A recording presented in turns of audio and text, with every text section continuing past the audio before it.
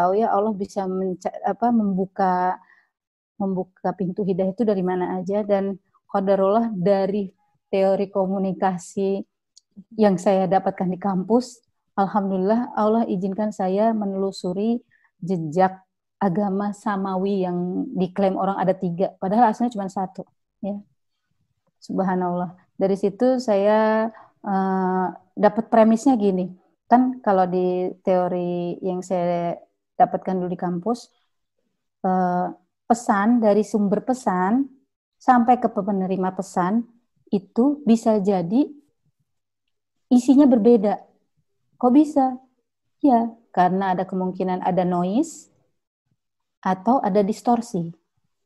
Noise itu apa? Noise itu ya mungkin misalnya kayak kita telepon tiba-tiba sinyal kita lag gitu ya, nggak dengar jadinya apa ya ngomong apa sih tadi Kak Suci gitu ya, atau ada distorsi, mungkin aja ada yang misalnya ada hacker gitu. Nah itu bisa macam-macam gitu. Dan dari logika berpikir itu Allah izinkan saya untuk sampai ke dalam sebuah premis bahwa nggak mungkin nih dari 3 agama yang mengaku dari agama langit, baik Islam, Yahudi, maupun Nasrani, kan nggak mungkin 3-3-nya benar, nggak mungkin 3-3-nya salah. Pasti ada satu yang paling tepat. Nah, untuk nyari yang paling tepat gimana nih? Kan ibaratnya kayak ada 3 benda mirip gitu. Kita mesti tahu mana yang ori, mana yang KW gitu ya. Subhanallah. Kalau anak-anak yang suka belanja pada pusing nih dengerin gini. Dan emang lagi-lagi perlu pengetahuan ya untuk bisa membedakan yang ori sama yang KW. Dan alhamdulillah waktu itu akses saya emang suka baca ya, dan waktu itu akses menuju ilmu pengetahuan itu alhamdulillah sudah dibuka lebih luas kan. Jadi bisa nyari banyak buku lah. Kalau dulu kan nyari buku apa aja langsung kayaknya hati-hati buku itu nanti dianggap radikal apa segala gitu ya. Nah ini alhamdulillah saya baca buku, salah satunya buku seorang mualaf Profesor Maurice Bucaille. Kalau teman-teman pernah tahu, beliau adalah salah satu ilmuwan yang menjadi mualaf, ilmuwan dari Prancis ya, seorang arkeolog yang menemukan mumi Minertah ya namanya ya, kalau menurut beliau, yang menjadi musuhnya Nabi Musa alaihissalam yang ditenggelamkan Allah di Laut Merah. Jadi dari situ dia membuat riset banyak sekali, dan alhamdulillah ada beberapa buku yang dibuat beliau, dan satu bukunya itu tentang asal-usul manusia menurut telaah sains, Al-Quran dan Bible yang sudah diterjemahkan dalam bahasa Indonesia, dan itu waktu itu saya baca. Dan qadarullah waktu itu saya juga baca buku dari Syekh Ahmad Didat, kalau tahu, beliau salah satu guru dari Dr. Zakir Naik, teman-teman insya Allah familiar ya. Itu juga membahas tentang komparasi ajaran yang ada dalam Al-Quran dengan Bible, dan ada sejumlah buku lainnya juga yang saya baca gitu, dan semua buku-buku itu akhirnya kan merujuk pada referensi utama ya, yaitu Al-Quran. Dan Masya Allah dari situ akhirnya saya buka tuh, Masya Allah, itu ayat-ayat yang memang secara lugas dan jelas, selain memperjelas posisi bahwa tidak ada selain Allah yang bisa disembah gitu ya. Dan sebenarnya di Bible juga ada itu tentang itu, cuma kan kita terdistorsi di Bible itu terdistorsi. Jadi kalau di yang perjanjian lama ada hukum Taurat yang bilang bahwa Allah itu cuma satu gitu ya. Di perjanjian baru itu ada ayat-ayat yang kayak ambigu gitu, banyak multi perspektif gitu, sehingga seolah-olah diibaratkan Yesus itu punya semacam punya privilege sebagai anak Tuhan gitu, padahal itu tidak pernah disampaikan langsung oleh Yesus gitu. Jadi itu adalah persepsi dari tokoh lain yang insya Allah nanti kalau ada kajian-kajian yang lebih mendalam kita bisa bahas tentang Paulus, salah seorang Bani Israel yang dulunya sangat membenci Hawariyun ya, para pengikutnya Nabi Isa gitu. Nah, Singkat cerita, akhirnya saya bertemu dengan sejumlah ayat, diantaranya surat An-Nisa ayat 171. Bismillah, mungkin Pak Suci mau buka juga, kalau mau cek nanti. Anis. Bismillah. Kita baca aja terjemahnya ya, insya Allah. Bismillahirrahmanirrahim. Saya coba baca ya. Ya, silakan. Ini jelas banget, sepertinya emang langsung waktu itu ditujukan banget ke saya gitu ya. Rasanya seperti itu. An-Nisa ayat keberapa tadi, Kak? 171. 171. Bismillahirrahmanirrahim. Wahai ahli kitab, janganlah kamu melampaui batas dalam agamamu, dan janganlah kamu mengatakan terhadap Allah kecuali yang benar. Sungguh, Al-Masih Isa putra Maryam itu adalah utusan Allah dan yang diciptakan dengan kalimatnya yang disampaikannya kepada Maryam dan dengan tiupan ruh darinya. Maka berimanlah kepada Allah dan Rasul-Rasulnya, dan janganlah kamu mengatakan Tuhan itu tiga. Berhentilah dari ucapan itu. Itu lebih baik bagimu. Sesungguhnya Allah Tuhan yang Maha Esa, Maha Suci Dia dari anggapan mempunyai anak. Miliknya lah apa yang ada di langit dan apa yang di bumi, dan cukuplah Allah sebagai pelindung. Maha benar Allah dengan segala firman-Nya. Jadi ini tuh bikin saya gitu ya, yang astagfirullahaladzim gitu ya. Sebenarnya ya udah semakin jelas gitu bahwa pertanyaan saya dulu, saya jadi keingetkan waktu itu pertanyaan saya waktu masih SMP dulu. Ternyata memang ya memang apa ya, secara logik kan kayak nggak mungkin banget sih namanya manusia jadi Tuhan gitu.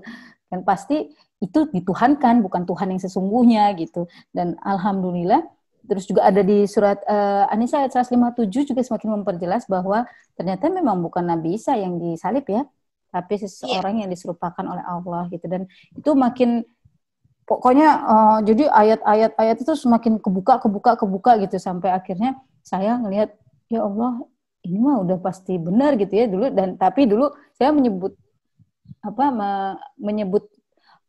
Allah tuh saya bingung gitu. Jadi siapa gitu? Kan di satu sisi saya merasa kayak terhianati juga gitu ya, karena dari kecil berarti saya diajarin yang salah gitu. Nauzubillah. Tapi di sisi lain ini ada kebenaran gitu. Cuman untuk bisa menjemput kebenaran itu sampai ke proses syahadat itu memang tidak sesederhana yang dipikir orang gitu ya. Qadarullah saya sempat agnostik. Kenapa? Karena agnostik itu kan tidak memilih agama manapun, tapi dia tetap meyakini ada keberadaan Tuhan gitu. Tapi nggak mau memilih agama gitu, karena menurut mereka agama itu sekedar buatan ideologi manusia gitu.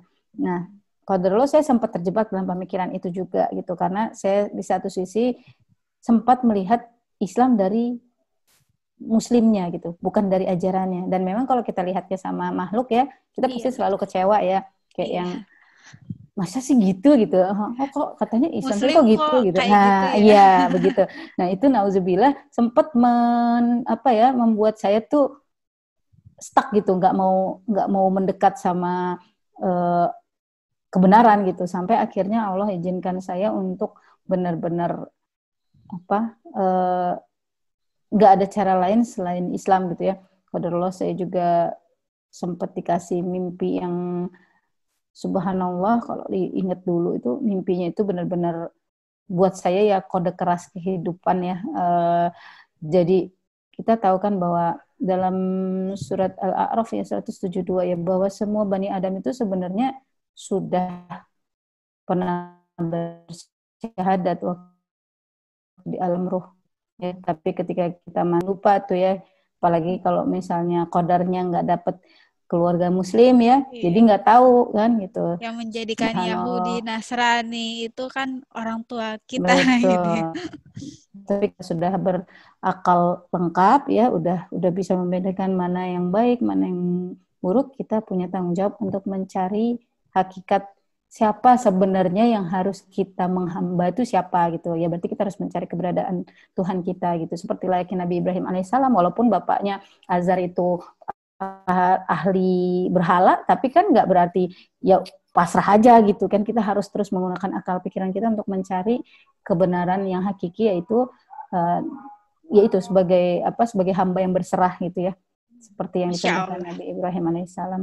Nah, qadarullah saya pernah mimpi yang sangat, buat saya rasanya itu seperti potongan episode alam barzah ya, karena saya ngerasain dalam gelap, saya ngerasain itu sempit, hitam semua, sampai ada sebuah cahaya yang qadarullah itu akhirnya seperti kayak terang yang bersuara menggelegar gitu, nanya, siapa Tuhanmu, siapa nabimu, subhanallah. Saya bangun, kalau enggak saya enggak tahu deh, itu mungkin ya itulah, itu salah satu cara Allah ya untuk memanggil umatnya ya, yang alhamdulillah kalau udah dapat petunjuk tuh emang Insya Allah indah banget gitu. Jadi akhirnya saya bangun sampai nangis, saya keringat dingin gitu ya, sampai astagfirullahaladzim, mau nunggu apa lagi, masa ya menunggu mati baru sadar gitu bahwa ini benar jalan yang lurus gitu. Dan alhamdulillah 2 September 2000 saya diberikan kemudahan sama Allah untuk bersyahadat, dibantu teman saya yang waktu itu bercerita tentang positioning Nabi Isa yang sesungguhnya ya. Masya Allah, waktu itu teman saya itu juga salah satu remaja masjid di Masjid Raya Pondok Indah, dan alhamdulillah waktu itu akhirnya saya syahadatnya di sana. Dan qadarullah ya, mungkin itulah ya bagian dari perjalanan hidup saya nggak bisa dapat langsung murabi gitu ya, yang bisa ngajarin gitu. Dan ya udah akhirnya belajar sendiri juga ngaco lah ya, nyomot sana nyomot sini, nggak pakai aturan gitu ya. Subhanallah, saya cukup lama itu Islam seperti layaknya orang-orang kebanyakan ya, cuman sekedar ya sholat ya, puasa gitu, tapi kayak apa ya, ya nggak ada acuan yang fix gitu. Dan qadarullah Allah kasih lagi kode keras ke dalam hidup saya. Tahun 2012 ibu saya yang Nasrani taat itu meninggal. Jadi tapi sebelum meninggal, beliau kan 2 tahun sebelumnya kena kanker ya.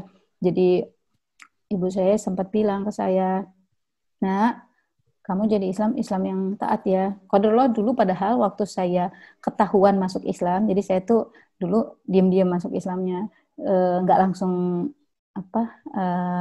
declare gitu ya, nggak langsung menyampaikan, tapi saya diam-diam sampai akhirnya mukena saya ketahuan sama kakak saya, dan kakak saya nyampein ke mama saya, dan mama saya marah, dan wah serulah pokoknya gitu. Tapi qadarullah Allah kasih waktu untuk melembutkan kembali hati mama saya, dan itulah indahnya skenario Allah ya. Walaupun saya mungkin belum bisa menyampaikan kebenaran melalui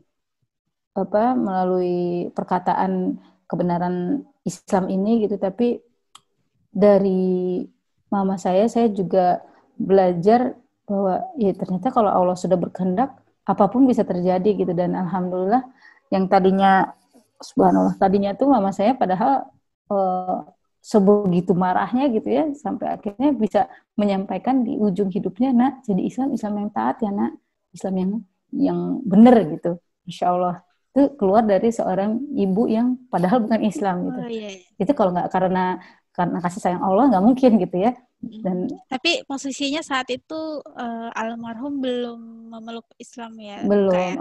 Dan ya udah, kalau soal itu saya udah menyerahkan pada Allah, karena gimana pun juga itu takdir yang sudah Allah pilihkan buat saya. Dan memang saya juga dulu saya pikir ya udah tetap aja berdoa, tapi ketika saya mendapatkan kisah Nabi Nuh alaihissalam yang diberikan kepada saya lewat salah satu guru saya sekarang berpikir ya udahlah, sekarang saya fokus pada diri saya sendiri dulu, bagaimana caranya supaya saya bisa jadi hamba yang di recognize Allah gitu ya, di approve Allah sebagai hamba yang insya Allah punya tiket masuk jannah bersama Rasulullah gitu.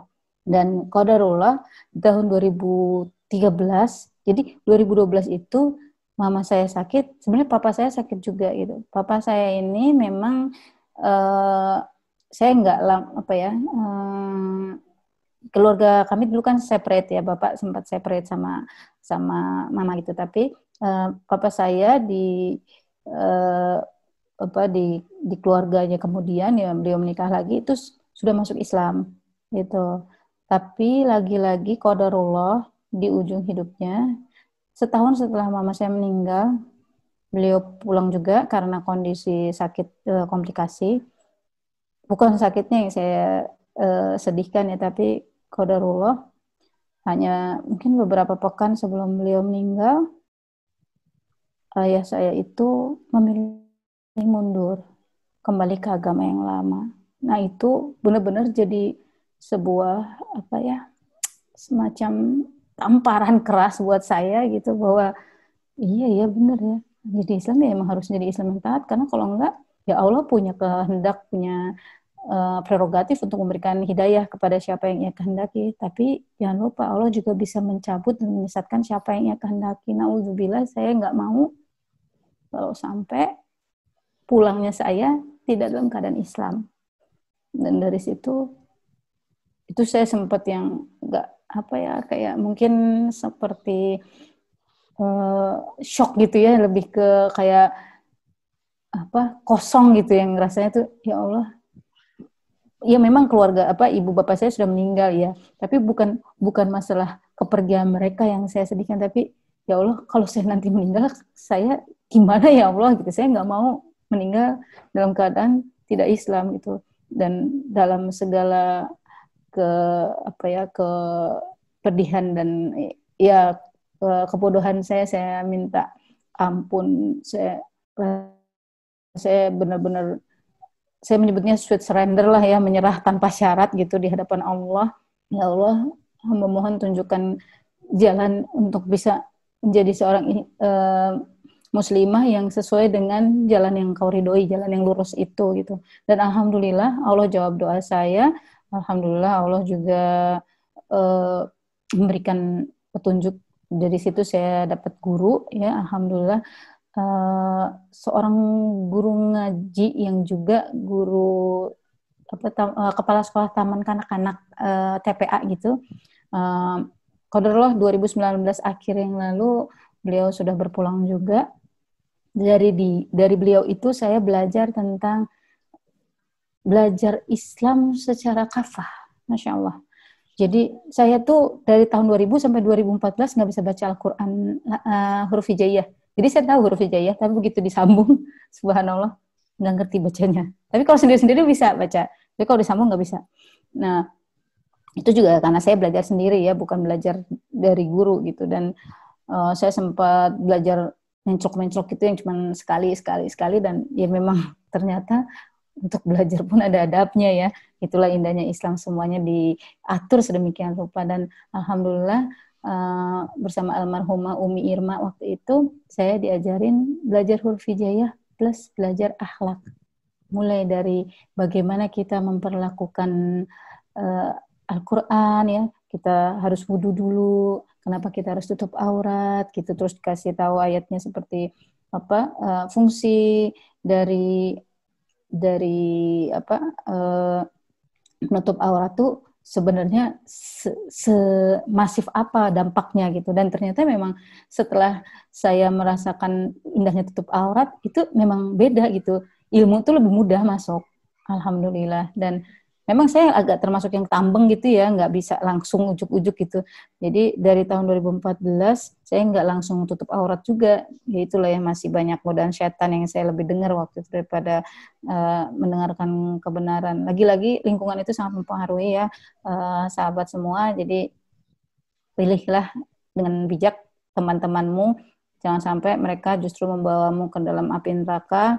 Dicarilah teman-teman terbaik yang akan insya Allah memberikan syafaat di surga nanti. Amin. Nah, qadarullah dari 2014 ke 2016, bentar ya. Iya, silakan Kak. Banyak sekali. Bentar saya ini dulu. Jadi banyak sekali ini tanda-tanda yang sudah saya sudah saya lihat gitu ya. Qadarullah kan saya dari setelah bisa baca Al-Quran, hataman Al-Quran sama almarhumah Umi Irma, terus saya tuh udah mulai dipermudah langkahnya untuk bisa ke majelis ilmu. Dulunya mah saya nggak pernah tuh kepikiran untuk ngaji detail, ngaji yang bener-bener datang duduk diam mendengarkan ulama dari awal sampai akhir ya di masjid gitu. Dan qadarullah waktu itu saya selepas bulan Ramadan, kayaknya bulan Syawal ya, insya Allah itu bulan Syawal. Iya, bulan Syawal itu eh, saya ikut kajian dan qadarullah temanya tentang akhir zaman. Subhanallah, waktu itu highlightnya yang paling utama yang saya eh, dapati dari waktu itu Ustadz Zulkifli Ali ya yang membahas itu intinya adalah ya iya kiamat kubro pasti terjadi, tapi siapkah kita dengan kiamat subro kita? Nah, lagi-lagi itu saya diingatkan lagi tentang kematian. Subhanallah, masa iya mau pakai hijabnya kalau udah meninggal gitu kan? Kita kan pakai hijab pasti ya kalau udah meninggal ya, kalau mau Iya. disebut muslimah ya. Nah, tapi masa iya mau pakai hijabnya kalau udah meninggal aja gitu. Dan itu bergolak lagi, hati itu bergolak lagi, tapi lagi-lagi ya urusan dunia itu seringkali subhanallah bergelut terus ya, dunia dan akhirat itu sepertinya kayak mau tarik menarik terus ya, sampai akhirnya subhanallah saya lihat lagi sebuah tanda, yaitu ketika Presiden Trump yang terpilih, ini agak-agak out of topic sih, tapi karena saya suka hubungan internasional, saya memang juga senang gitu ya mempelajari politik, kuliah juga komunikasi politik gitu. Jadi saya suka gitu mempelajari tentang keadaan uh, peta politik internasional gitu. Dan ketika saya lihat Astagfirullahaladzim, ibu kota Palestina diambil alih oleh Israel sebagai ibu kota mereka gitu. Nauzubillah. Itu 2016 ya. Subhanallah. Saya langsung keinget lagi sama topik tentang kiamat kubro itu gitu, bahwa salah satu tandanya kan ya semakin panas ya daerah di sekitar Masjidil Aqsa. Dan saya sempat kepikiran ya udah ini saya nggak tahu kapan kiamat kubronya, tapi saya nggak mau kiamat sugro saya nggak ada persiapan. Jadi udah sejak 6 Januari 2017 ya, setelah melalui pergulatan batin yang begitu panjang, akhirnya Allah izinkan saya menjemput hidayah untuk menutup aurat. Jadi sejak itu saya 2016 ya kayak 6 Januari 2017-nya. Jadi sampai 2016 akhir tuh saya masih berantem batin gitu ya. Jadi kalau haji sih saya pakai tutup aurat gitu. Keluar dari situ masih lepas gitu. Udah kayak portal gitu ya, pasang lepas. Tapi sampai akhirnya di 6 Januari 2017 itu Allah kasih saya kemudahan untuk tutup aurat. Dan Masya Allah itu benar banget ya, dalam surat Muhammad ya, surat 47 itu disebutkan bahwa barang siapa yang menjemput petunjuk akan Allah tambahkan petunjuk gitu. Dan memang benar Allah kasih kemudahan kita menjemput petunjuk, menutup aurat.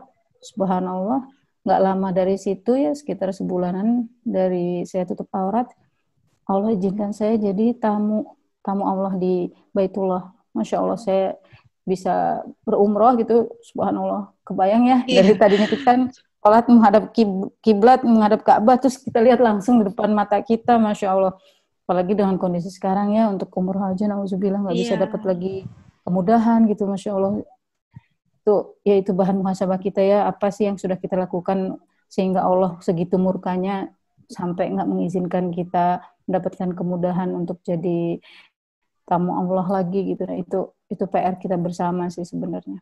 Itu jadi, nah dari situ Allah tambahkan lagi, saya pulang dari umroh, saya diizinkan ketemu sama orang-orang yang Masya Allah, saya menyebutnya para penjual minyak wangi, karena memang ya kita kan harus ibaratnya kalau mau persahabatan yang berujung baik di akhirat, kita harus bertemannya sama penjual minyak wangi.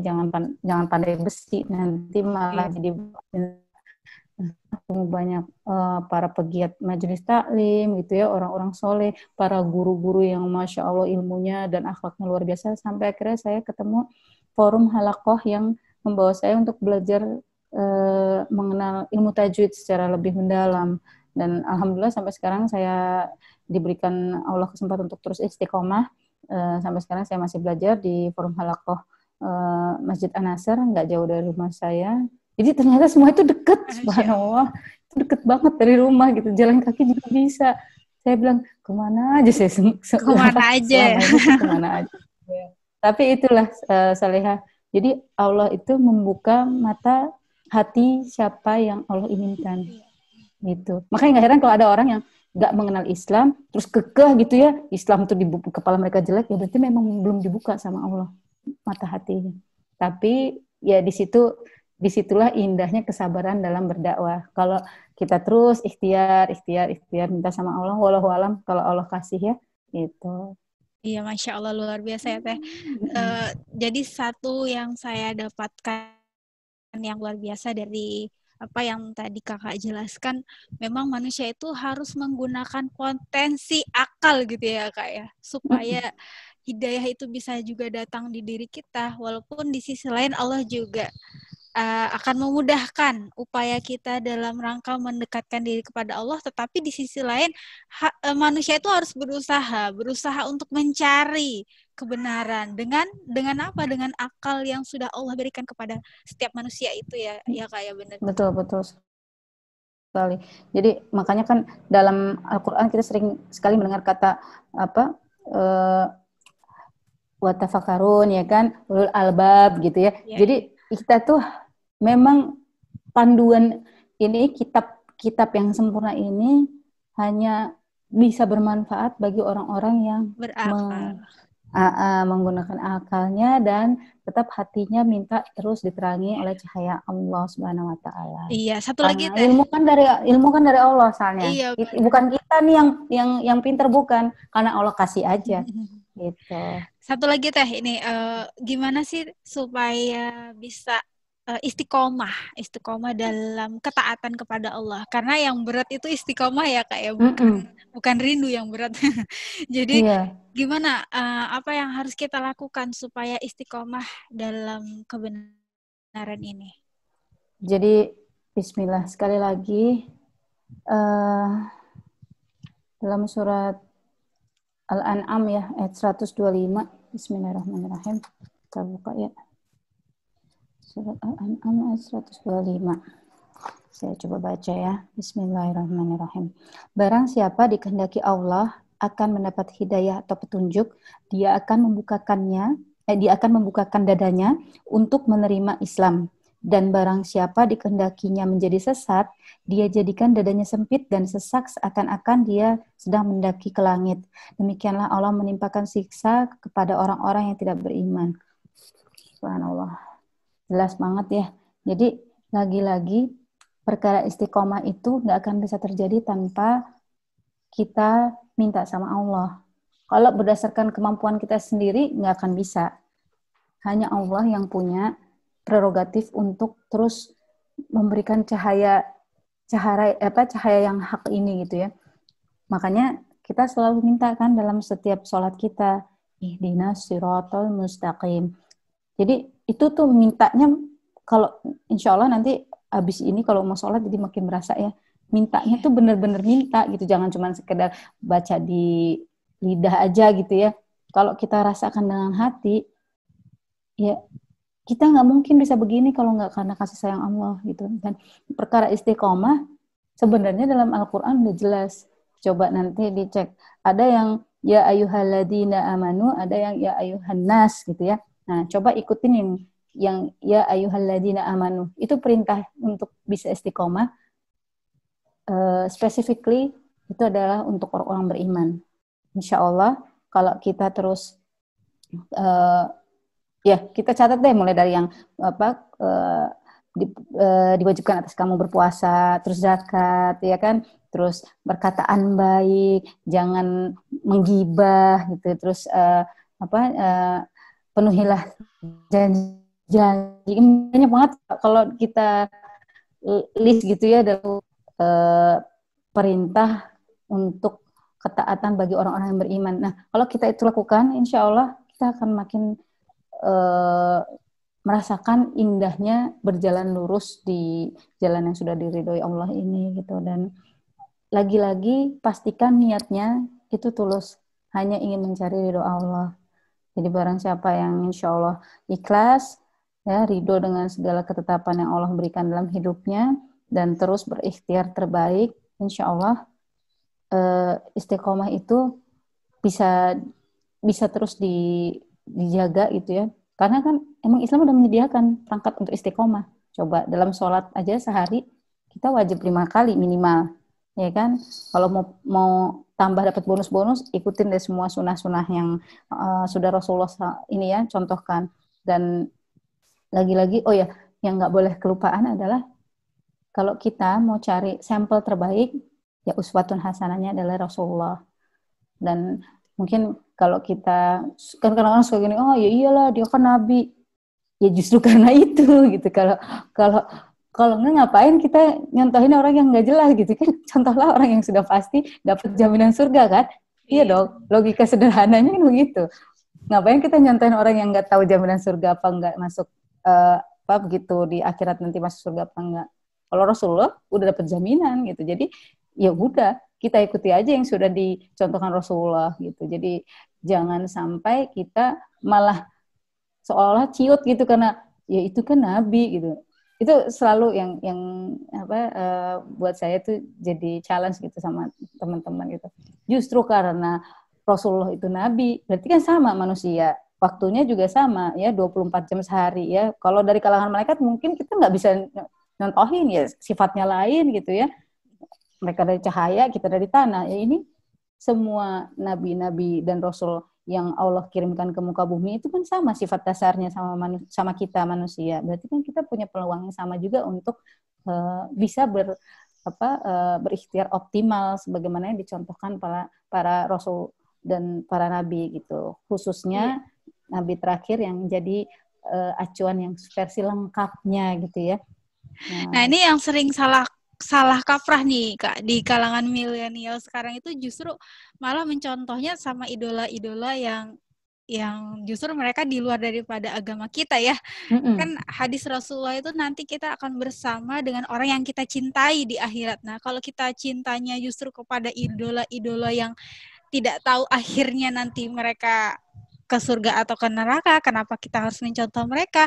Yang ini loh yang jelas-jelas Nabi Allah Muhammad SAW itu adalah sosok manusia yang terbaik yang sudah Allah jamin masuk surga. Kenapa kita kok nggak mencontoh beliau gitu ya Teh ya?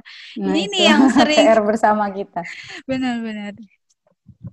Masya Allah, nggak terasa ini ya kayak Masya Allah. ngobrolan kita ini sudah sampai 1 jaman lebih.